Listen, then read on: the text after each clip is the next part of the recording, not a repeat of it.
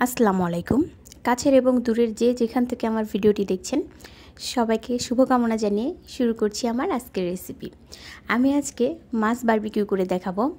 আমার আজকের রেসিপিটি থাকবে একদম সহজভাবে ঘরোয়া মশলায় বেস্ট বারবিকিউ রেসিপিটি আজকে আমি আপনাদেরকে দেখাবো।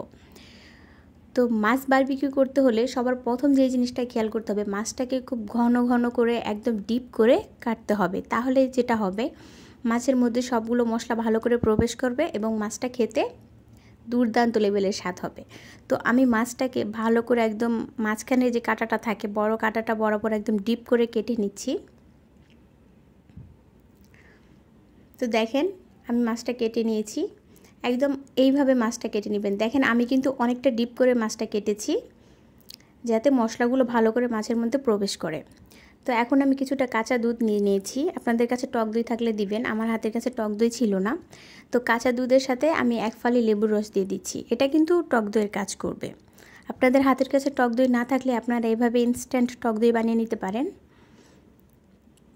দেখেন এটা কিন্তু দইয়ের মতো হয়ে গেছে। এখন দিয়ে দিচ্ছি হাফ টেবিল চামচের একটু কম হলুদের গুঁড়ো, দিয়ে দিব 1 টেবিল চামচ মরিচের গুঁড়ো। এখন দিয়ে দিচ্ছি হাফ টেবিল চামচ ধনিয়া গুঁড়ো। এখন আমি গরম মশলার গুঁড়ো দিয়ে দিব। তো এখানে আমি হাফ টেবিল চামচের একটু কম গরম মশলার গুঁড়ো দিয়ে দিচ্ছি। তো এই পর্যায়ে দিয়ে দিচ্ছি বারবিকিউ মশলা। তো আমি এখানে বারবিকিউ মশলার গুঁড়ো দিয়ে দিচ্ছি 1 টেবিল চামচ।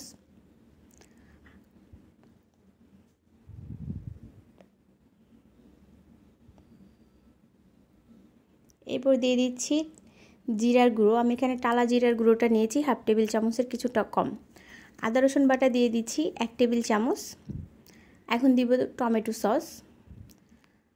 তো আমি এখানে মোটামুটি 1.5 টেবিল চামচের মতো টমেটো সস দিয়েছি। এরপর এখানে অ্যাড করব সয়া সস।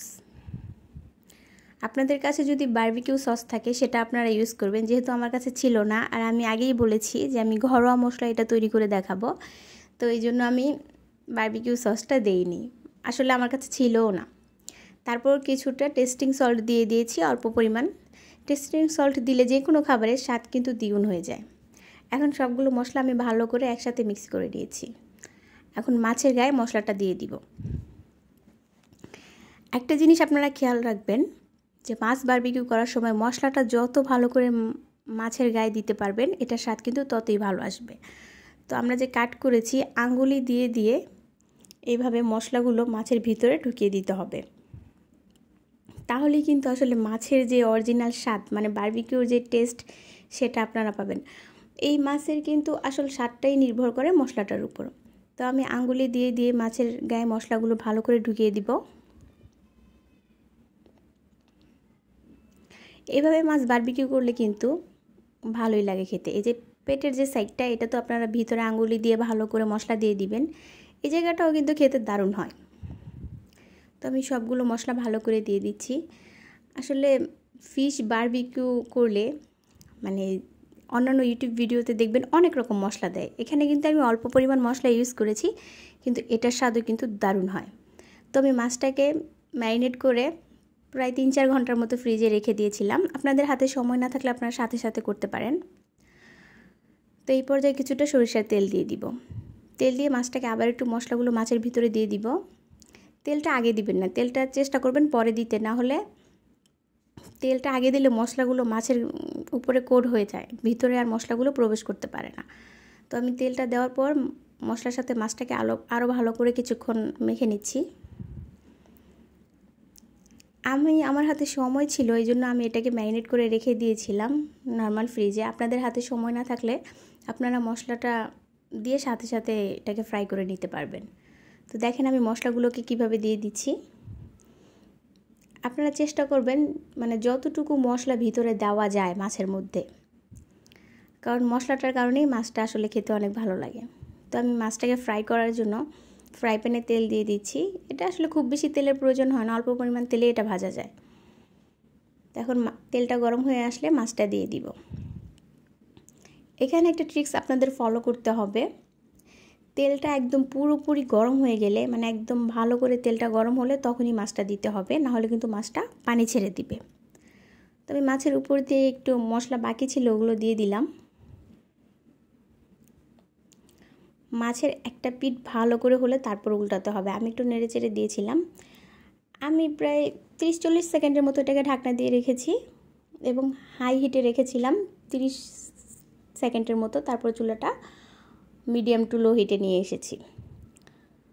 তো মাছটাকে একটু নেড়ে চেড়ে দিয়েছি যেন নিচে থেকে লেগে না যায়। এখন মাছটাকে আমি উল্টে দিব। দেখেন আমি কিভাবে উল্টাচ্ছি। মাছটাকে খুব সাবধানে ধরে উল্টাতে হবে, কারণ এই পর্যায়ে মাছটা কিন্তু খুবই নরম থাকে। আর এই রেসিপিটা করার সময় আপনারা একটা জিনিস খেয়াল রাখবেন, মানে যতটা সম্ভব নতুন ফ্রাই প্যান ইউজ করার সেটা চেষ্টা করবেন, নাহলে কিন্তু মাছটা লেগে যাবে। আমি কড়াইটা ঘুরিয়ে ঘুরিয়ে মাছটাকে রান্না করে নিচ্ছি এবং উপর থেকে তেলটা দিয়ে দিচ্ছি। এতে কি হবে, উপরের কালারটা সুন্দর আসবে। তো আমার একটা সাইড হয়ে গেছে, এখন আমি আরেকবার উল্টে দিব। মাছটাকে কিন্তু খুব সাবধানে উল্টাতে হবে, কারণ মাছটা এই পর্যায়ে অনেকটাই নরম থাকে। তো সাবধানতার সাথে মাছটাকে আমরা উল্টে নিচ্ছি। দেখেন কি সুন্দর কালার এসেছে। আমার মাছটা কিন্তু একদম পারফেক্ট হয়েছে, এটা কিন্তু পানি ছেড়ে দেয়নি। আপনারা যদি চুলার হিট একদম লো করে মাছটাকে ফ্রাই করেন, তাহলে কিন্তু মাছটা পানি ছেড়ে দিবে এবং ড্রাই হয়ে যাবে। মানে মাছের যে একটা জুসিনেস একটা ভাব থাকে, সেটা কিন্তু আর খুঁজে পাবেন না। আসলে এই রেসিপিটা তৈরি করতে খুব একটা সময় লাগে না, কারণ মাছ অল্প সময়ে ভাজি করা হয়ে যায়। তো আমার মাছটা প্রায় হয়ে এসেছে। দেখেন কি লোভনীয় লাগছে। এভাবে একটু কড়াইয়ের হ্যান্ডেলটা ধরে একটু ঝাঁকিয়ে নেবেন, তাহলে আসলে সব দিক থেকে মাছটা ভালো করে কুক হয়। এই তো ফাইনালি আমার মাছের ফাইনাল লুকটা দেখেন কি সুন্দর এসেছে। তো এই পর্যায়ে আমি এটাকে নামিয়ে নিব। আপনাদের কাছে আমার একটা রিকোয়েস্ট, যদি আমার ভিডিওটা ভালো লাগে প্লিজ আমাকে সাপোর্ট করার জন্য আমার ভিডিওতে একটা লাইক দিয়ে দিবেন, আমার চ্যানেলটা সাবস্ক্রাইব করে রাখবেন এবং বেল আইকনটা প্রেস করে রাখবেন আমার পরবর্তী ভিডিওগুলো দেখার জন্য। তো আমার মাছটা কিন্তু একদম পারফেক্ট হয়ে গেছে। এই পর্যায়ে আমি মাছটাকে আপনারা কিভাবে সার্ভ করবেন সেটা একটু দেখিয়ে দিচ্ছি। একটা সাইড থেকে ধরে একদম আলতো হাতে এইভাবে মাছটাকে নামিয়ে নেবেন, কারণ এই মাছটা যেহেতু অনেক সফট থাকে, চামচ দিয়ে তুলতে গেলে বা ধরে তুলতে গেলে দেখবেন এটা ভেঙে যাবে। তো কড়াইয়ের একটা সাইড থেকে ধরে চামচ দিয়ে সাবধানেভাবে তুলে নেবেন, তাহলে দেখবেন মাছটা সুন্দরভাবে সার্ভ করতে পারবেন। তো আজকের মতো এই পর্যন্তই। সবাই ভালো থাকবেন, আমার জন্য দোয়া করবেন। আল্লাহ হাফেজ।